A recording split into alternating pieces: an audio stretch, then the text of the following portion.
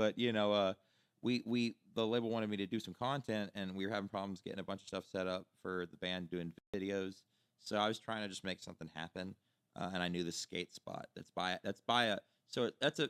the interstate on some property that's beside a Home Depot. And if you go behind this Home Depot and you walk down these woods and you go through these woods, through this drainage tunnel, through this like creek by the big fucking interstate, there's this crazy graffiti tagged skate spot that was built by these kids, like DIY style rails and everything. And barely anyone ever goes there because not many people know about it anymore because it was made by kids from my generation. Yeah.